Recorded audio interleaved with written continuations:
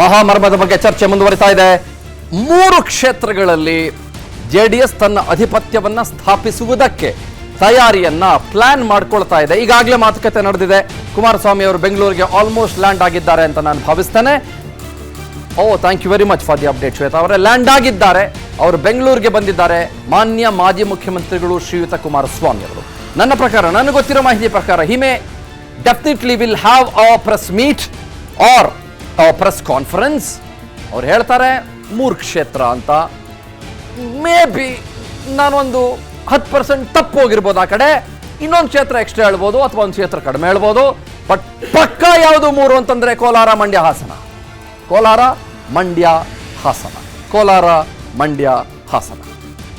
ಈಗ ನಾನು ಸಂಕೀರ್ತ ಅವ್ರನ್ನ ಕೇಳ್ತೀನಿ. ಸಂಕೀರ್ತ ಅವರೇ, ತಾವು ವೃತ್ತಿಯಲ್ಲಿ ಏನಾಗಿದ್ದೀರಿ ಸಂಕೀರ್ತ ಅವರೇ? ವ್ಯಾಪಾರ. ಇವರ ಬಿಸ್ನೆಸ್ ಮೆನ್. ಫ್ಯಾಂಟಾಸ್ಟಿಕ್. ಓಕೆ, ಈಗ ಈ ಪಾಲಿಟಿಕ್ಸ್ನಲ್ಲಿ ಈ ಮಂಡ್ಯ ವಿಷಯದಲ್ಲಿ ಸುಮಲತಾ ಅವರ ಚರ್ಚೆ ನಿಮ್ಮ ಪಾರ್ಟಿಯಲ್ಲಿ ಏನು ನಡೆದಿದೆ ಅಂತ ನಾನು ತಿಳಿದುಕೊಳ್ಳಬಹುದಾ ಒಬ್ಬ ಮತದಾರನಾಗಿ? ನೋಡಿ, ಮೊದಲನೇದಾಗಿ 2019 ಚುನಾವಣೆ ಏನು ಬಂತು, ಆ ಸಂದರ್ಭದಲ್ಲಿ ಬೇಷರತ್ತು ಬಾಹ್ಯ ಬೆಂಬಲವನ್ನು ಭಾರತೀಯ ಜನತಾ ಪಾರ್ಟಿ ಮೊದಲನೇ ಬಾರಿ ನ್ಯಾಷನಲ್ ಪಾರ್ಟಿಯಾಗಿ ಅವರಿಗೆ ಘೋಷಣೆಯನ್ನು ಮಾಡಿಲ್ಲ. ನಾವು ಅಂಬರೀಷ್ ಅವರು ಕೊಟ್ಟಂತ ಗೌರವ 2019ರಲ್ಲಿ ಅವರಿಗೆ ನಾವು ಬಾಹ್ಯ ಬೆಂಬಲವನ್ನು ಘೋಷಣೆ ಮಾಡಿದ್ವಿ. ಅವರು ಎಲ್ಲೆಲ್ಲಿ ಪ್ರಯತ್ನ ಪಟ್ಟರು ಅಂತ ಎಲ್ಲ ಬಾಹ್ಯವಾಗಿದೆ, ಎಲ್ಲ ನೋಡ್ಕೋಬಹುದು. ಸೊ ಅವರ ಬೆಂಬಲಕ್ಕೆ ಒಂದು ರೀತಿಯಲ್ಲಿ ನೇರವಾಗಿ ಭಾರತೀಯ ಜನತಾ ಪಾರ್ಟಿ ಕೂಡ ಕಾರಣಕರಾಗಿದೆ. ಆಮೇಲೆ ಕಾರ್ಯಕರ್ತರು ಕೂಡ ಅವರು ಕೆಲಸ ಮಾಡಿದ್ದಾರೆ. ಅದೇ ಮುಂದುವರೆದ ಭಾಗ 2024ರಲ್ಲಿ ಯಾರು ನಿಂತ್ಕೋಬೇಕು, ಇಡೀ ಮಂಡ್ಯ ಒಂದೇ ಅಂತಲ್ಲ, 28 ಲೋಕಸಭಾ ಕ್ಷೇತ್ರಗಳಲ್ಲಿ ಯಾರು ಅಭ್ಯರ್ಥಿಗಳಾಗಬೇಕು, ನಮ್ಮ ಮೈತ್ರಿ ಪಾರ್ಟ್ನರಲ್ಲಿಗೆ ಏನನ್ನ ಮಾಡಬೇಕು ಅಂತ ಎಲ್ಲವನ್ನೂ ನಿರ್ಣಯ ಮಾಡುವಂಥದ್ದು ನಮ್ಮ ಪಾರ್ಲಿಮೆಂಟರಿ ಕಮಿಟಿ. ಪಾರ್ಲಿಮೆಂಟರಿ ಕಮಿಟಿಯಲ್ಲಿ ಏನು ಅನ್ನೋ ಒಂದು ಅಂಕಿತವಾಗಿ ಫೈನಲ್ ಆಗಿ ಆಚೆ ಬರುತ್ತೆ, ಅದನ್ನೇ ಕೂಡ ಎಲ್ಲರೂ ನಾವು ತಲೆಬಾಗಿ ಯಾವುದೇ ತಕರಾರಿಲ್ಲ, ಅದ್ರ ಬಗ್ಗೆ ತಕರಾರಿಲ್ಲ. ಇವಾಗ ನಾನು JDS ನ ಸ್ನೇಹಿತರಿಗೆ ಕೇಳಿದೆ, ಅವ್ರು ಹೇಳಿದ್ರು, ಸರ್ ಅವರಿಲ್ಲ ಅಂದ್ರೆ ಮತ್ತೆ ಯಾರು ಅಂದ್ರೆ ನನ್ಗೆ ಹೆಂಗ್ ಗೊತ್ತಾಗುತ್ತೆ ಸರ್, ನನ್ಗೆ ಗೊತ್ತಾಗಲ್ಲ ಅಂತಂದ್ರು. I agree with this point. ನಾನು ಹೇಳಲೇಬೇಕು ಅಂತ ನಾನು ಅವ್ರ ಕುತ್ತಿನ ಪಟ್ಟಿಗೆ ಇಟ್ಕೊಂಡು ಕೇಳಕ್ಕಾಗೋದಿಲ್ಲ. ಆಯ್ತಾ? ಕೇಳಕ್ಕಾಗತ್ತಾ ಪ್ರದೀಪ್ ಅವರೇ? ಕೇಳೋದು ತಪ್ಪು, ಅಕ್ಷಮ್ಯ ಅಪರಾಧ. ಆದ್ರೆ ನಾನು ಕೇಳ್ತೀನಿ ನಿಮ್ಮನ್ನ, ಏನಾಗಿರಬಹುದು, ವಾಟ್ ಮೇ ಹ್ಯಾವ್ ಹ್ಯಾಪನ್ಡ್, ಏನಾಗಿರಬಹುದು ಚರ್ಚೆಯಲ್ಲೂ ಕೂಡ ವರಿಷ್ಠರ ಮಟ್ಟದಲ್ಲಿ ತೀರ್ಮಾನ ಆಗೋದ್ರಿಂದ ಆ ನಿರ್ಣಯಗಳನ್ನ ಯಾವುದನ್ನ ಹೇಳಬೇಕು, ಯಾವ ಸಂದರ್ಭದಲ್ಲಿ ಹೇಳಬೇಕು, ಪಾರ್ಲಿಮೆಂಟರಿ ಕಮಿಟಿಲಿ ಏನು ತೀರ್ಮಾನ ತಗೊಳ್ತಾರೆ ಆ ಸಂದರ್ಭಕ್ಕೆ ಅದನ್ನ ಹೇಳುವಂಥದ್ದಾಗತ್ತೆ. ಪ್ರಸ್ತುತವಾಗಿ ಅವರೊಬ್ಬರು ಬಿಜೆಪಿ ಬೆಂಬಲಿತ ಸಂಸದರಾಗಿದ್ದಾರೆ. ನಾವು ಅವ್ರಿಗೆ 2019 ಬೆಂಬಲ ಕೊಟ್ಟಿದ್ವಿ. 2024 ಚುನಾವಣೆಯ ಇನ್ನೇನು ಕೆಲವು ದಿವಸದಲ್ಲಿ ಕೋಡ್ ಆಫ್ ಕಂಡಕ್ಟ್ ಕೂಡ ಘೋಷಣೆ ಆಗಲಿದೆ. ಅದಾದ ನಂತರ ನಿರ್ಣಯಗಳು ತಗೊಳ್ತೀವಿ. ಬೆಂಗಳೂರು ಸೆಂಟ್ರಲ್ಗೆ ಏನಾದರೂ ಅವ್ರಿಗೆ ಅವಕಾಶ ಕೊಡ್ತೀರಾ? ಎಲ್ಲಿ ನಿಂತ್ಕೋಬೇಕು, ಏನ್ ಮಾಡಬೇಕು, ಅವನು ಯಾವ ರೀತಿ ಮಾಡಬೇಕು ಅನ್ನೋದನ್ನ ನಮ್ಮ ಪಾರ್ಟಿಯ ವರಿಷ್ಠ ನಿರ್ಧಾರ ಮಾಡ್ತಾರೆ. ತಕ್ಕ ಮಟ್ಟದ ಸ್ಥಾನಮಾನ ನೋಡಿ, ನಾವು ಬೇಷರತ್ ಬೆಂಬಲ ಕೊಟ್ಟಿದ್ವಿ 2019ರಲ್ಲಿ. ಎಕ್ಸ್ಪೆಕ್ಟೇಷನ್ ಆ ಮಟ್ಟಕ್ಕೆ ನಾವು ಅಂಬರೀಷ್ ಕೊಟ್ಟಂತ ಗೌರವ ಅದು ಈಗಲೂ ಕೂಡ ಅದನ್ನ ನಾವು ಹೇಳ್ತೇವೆ. ಏನ್ ಮಾಡಬೇಕು ಪಕ್ಷ ನಿರ್ಣಯ. 2019 by election was completely different. General election 2019 election, general elections, by elections was completely different. ಅಂದ್ರೆ ಉಪಚುನಾವಣೆ, ಬೈ ಎಲೆಕ್ಷನ್ ಮಂಡ್ಯದಲ್ಲಿ ನಡೆದಿದ್ದು ವಾಸ್ ಕಂಪ್ಲೀಟ್ಲಿ ಡಿಫರೆಂಟ್. ಸ್ವಾಭಿಮಾನ ಇತ್ತು, ಬೇರೆದಿತ್ತು, ಇನ್ನೊಂದು ಏನೇನೋ ಇತ್ತು, ಮತ್ತು JDS ವರ್ಸಸ್ BJP ಅನ್ನೋ ತರದಲ್ಲಿತ್ತು. ಒಬ್ಬ ಹೆಣ್ಮಗಳಿಗೆ ಅನ್ಯಾಯ ಆಗಿದೆ ಅನ್ನುವ ಕೂಗಿತ್ತು. ಅವರ ಪರವಾಗಿ ಬಹಳ ದೊಡ್ಡ ಮಟ್ಟದ ಸಿಂಪತಿ ಫ್ಯಾಕ್ಟರ್ ಕೂಡ ಇತ್ತು. Things now have changed after 5 years. Please understand. ಈಗ ಮೊನ್ನೆ ಮೋದಿ ಅವರನ್ನ ಭೇಟಿ ಮಾಡ್ಕೊಂಡು ಬಂದ್ರು. ಈಗ ಅವರಿಗೆ ಅವಕಾಶ ಮಾಡಿ ಕೊಡ್ತಾರಾ ಅಲ್ವಾ ಅನ್ನೋದಕ್ಕೆ ಅವರು ಒಂದು ಟ್ವೀಟ್ ಮಾಡಿದ್ರು. ನನ್ನ ಪ್ರಕಾರ ಮಂಡ್ಯದಲ್ಲೇ ನಾನು ಮುಂದುವರಿತೇನೆ ಅನ್ನುವ ವಿಶ್ವಾಸ ನನಗಿದೆ ಅನ್ನುವ ರೀತಿಯಲ್ಲಿ ಅವರು ಟ್ವೀಟ್ ಮಾಡಿದ್ರು. ಯಾರು? ಸುಮಲತಾ ಅವರು ಟ್ವೀಟ್ ಮಾಡಿದ್ರು. ಏನು ಅದರ ಉದ್ದೇಶ? ಮಂಡ್ಯದ ಸಂಸದರಾಗಿ ಅವರು ಪ್ರಧಾನಮಂತ್ರಿಗಳನ್ನ, ಗೃಹ ಸಚಿವರನ್ನ, ನಮ್ಮ ಅಧ್ಯಕ್ಷರನ್ನ ಎಲ್ಲರೂ ಸ್ವಾಭಾವಿಕವಾಗಿ ಭೇಟಿ ಮಾಡಿದ್ದಾರೆ. ಭೇಟಿ ಮಾಡಿದ್ದಾರೆ. ಸಂಸದರು ಹೋಗಿ ಭೇಟಿ ಮಾಡಿದ್ದಾರೆ. ಸಂಸದರಾಗಿ ಹೇಳ್ತೀನಿ, ನಾನು ಇನ್ನು ಒತ್ತಿ ಹೇಳ್ತೀನಿ, ಅದನ್ನೇ ಕೇಳಿ. ಸಂಸದರಾಗಿ ಉತ್ತರ ಕೇಳಿಸ್ಕೋಬೇಕಾಗತ್ತೆ. ಪ್ರಧಾನಮಂತ್ರಿಗಳನ್ನ ಒಂದು ಶಿಷ್ಟಾಚಾರದ ವಿಷಯವಾಗಿ ಭೇಟಿಯಾಗಿದ್ದಾರೆ. ಸ್ವಾಭಾವಿಕ ಎಲ್ಲ ಸಂಸದರು ಹೋಗೋ ರೀತಿ ಅವರು ಹೋಗಿದ್ದಾರೆ. ನಾವ್ ಹೇಳುವಂತದ್ದು ಏನು, 2019ರಲ್ಲಿ ನಾವು ಅವರಿಗೆ ಬಾಹ್ಯ ಬೆಂಬಲವನ್ನ ಘೋಷಣೆ ಮಾಡಿದೀವಿ. ಈ ಬಾರಿ ಅವರ ರಾಜಕೀಯ ನಿರ್ಣಯವನ್ನ ನೀವು ಅವ್ರನ್ನ ಹೋಗಿ ಪ್ರಶ್ನೆ ಮಾಡಬೇಕು. ಆಸ್ ಫಾರ್ ಆಸ್ ಭಾರತೀಯ ಜನತಾ ಪಾರ್ಟಿ ಇಸ್ ಕನ್ಸರ್ನ್, ಏನನ್ನ 28 ಕ್ಷೇತ್ರಗಳಲ್ಲಿ ಏನೇನಾಗಬೇಕು ನಮ್ಮ ಪಾರ್ಲಿಮೆಂಟರಿ ಕಮಿಟಿ ಅನೌನ್ಸ್ ಮಾಡುತ್ತೆ. ಈಗ JDS 2006ರಿಂದ ಬಂಡಾಯ ಎದ್ದು ಮಂಡ್ಯದಿಂದ ನಾನು ಏಕಪಕ್ಷೀಯವಾಗಿ ನಿರ್ಧಾರ ತೆಗೆದುಕೊಂಡು ಸ್ಪರ್ಧೆ ಮಾಡ್ತೀನಿ ಅಂತ ಸುಮಲತಾ ಅವರು ಘೋಷಣೆ ಮಾಡಿದ್ರೆ ಅದು ಸುಮಲತಾ ಅವರ ಅಭಿಪ್ರಾಯ ಆಗುತ್ತೆ. ಅದು ಅವರ ವೈಯಕ್ತಿಕ ಹೇಳಿಕೆ ಆಗುತ್ತೆ, ನಮಗೂ ಭಾರತೀಯ ಜನತಾ ಪಾರ್ಟಿಗೂ ಅದಕ್ಕೂ ಸಂಬಂಧ ಇಲ್ಲ. ನೀವು ಅವ್ರನ್ನ ತಡೆಯುವ ಪ್ರಯತ್ನ ಮಾಡಲ್ವಾ? ನೋಡಿ, ನಾವು ಈಗಲೂ ಅವರು ನಾನು ಹೇಳ್ತೀನಿ, ಐ ಮೇಕ್ ಅಫಿಷಿಯಲ್ ಸ್ಟೇಟ್ಮೆಂಟ್. ನೋಡಿ, ಅವ್ರು ಇವತ್ತು ಭಾರತೀಯ ಜನತಾ ಪಾರ್ಟಿಯ ಬೆಂಬಲಿತ ಅಲ್ಲ, ಭಾರತೀಯ ಜನತಾ ಪಾರ್ಟಿ ಬಾಹ್ಯ ಬೆಂಬಲದಿಂದ ಗೆದ್ದಂತ ಬಿಜೆಪಿ ಬೆಂಬಲಿಸ್ತಾ ಇರುವಂತ ಸಂಸದೆ ಅವರು ಟಿಲ್ ಡೇಟ್ ಅವ್ರ ಸಂಸದ್ರೆ. ಅವರ ವೈಯಕ್ತಿಕ ನಿರ್ಣಯಕ್ಕೂ ಪಕ್ಷಕ್ಕೂ ಯಾವುದೇ ರೀತಿ ಸಂಬಂಧಗಳಿರೋದಿಲ್ಲ. ಅವರ ವೈಯಕ್ತಿಕ ನಿರ್ಣಯಗಳು ಏನು ಬೇಕಾದ್ರೂ ಆಗ್ಬಹುದು, ಅದಕ್ಕೆ ನಮಗೂ ಸಂಬಂಧ. ಆದ್ರೆ 28 ಕ್ಷೇತ್ರಗಳಲ್ಲಿ ಯಾರ್ಯಾರು ಕಂಟೆಸ್ಟ್ ಮಾಡಬೇಕು ಅನ್ನೋದು ನಮ್ಮ ಪಾರ್ಲಿಮೆಂಟರಿ ಕಮಿಟಿಯ ನಿರ್ಣಯ. I am just interested, Bengaluru north ನಲ್ಲಿ ಯಾರು ನಿಲ್ಲಬಹುದು? ನೋಡಿ, ಸಂಭಾವ್ಯ ಅಭ್ಯರ್ಥಿ ಹೇಳಕ್ ನಾನು ಇಲ್ಲಿ ಬಂದಿಲ್ಲ, ಯಾರು ಬೇಕಾದ್ರೂ ಆಗ್ಬೋದು.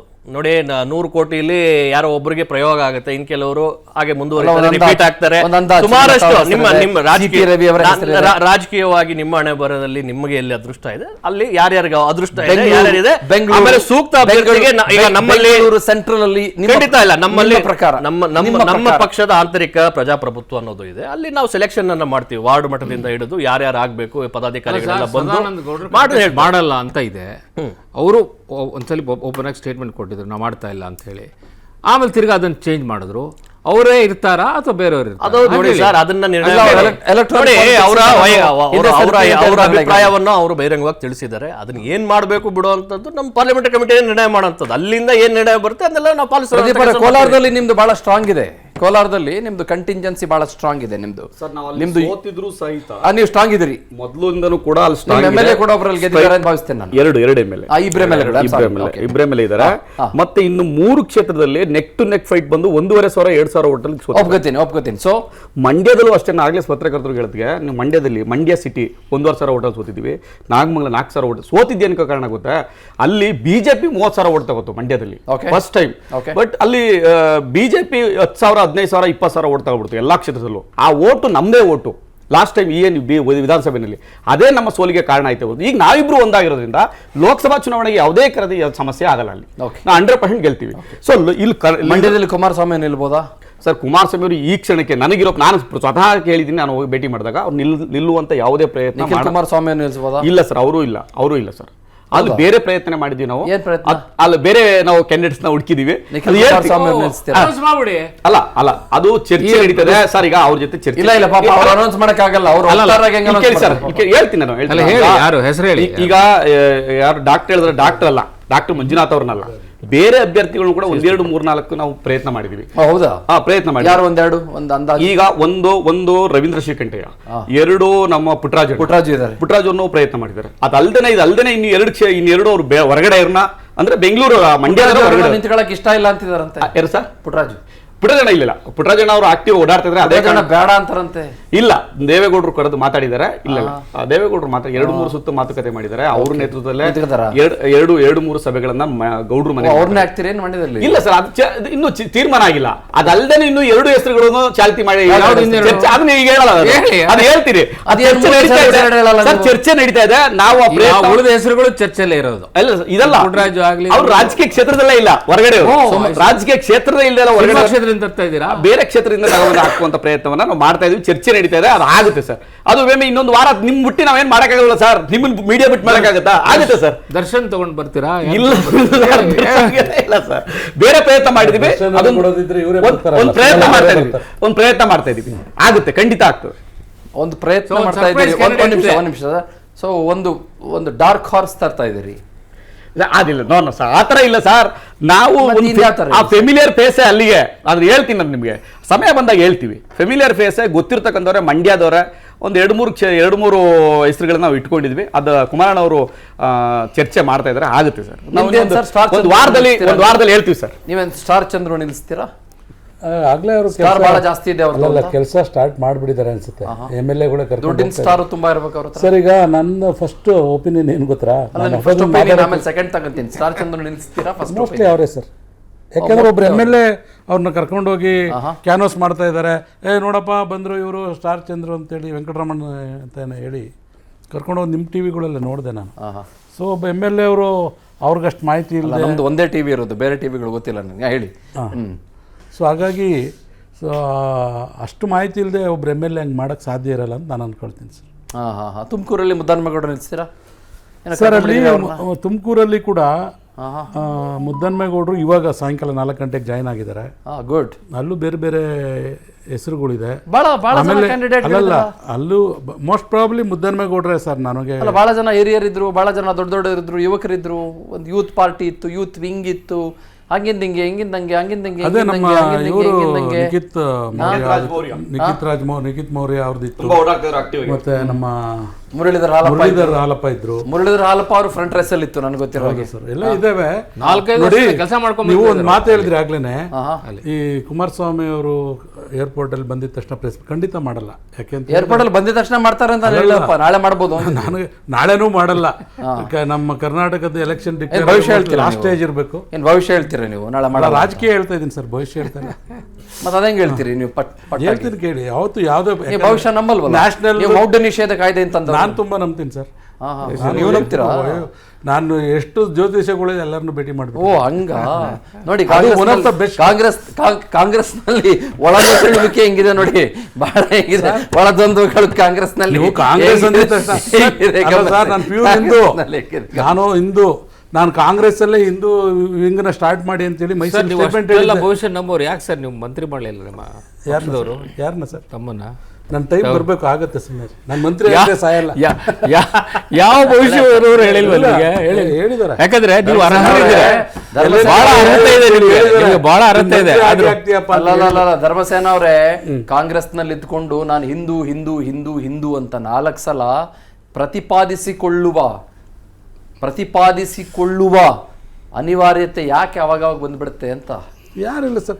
ಈಗ ನಾನು ಹುಟ್ಟಿದಾಗಿಂದ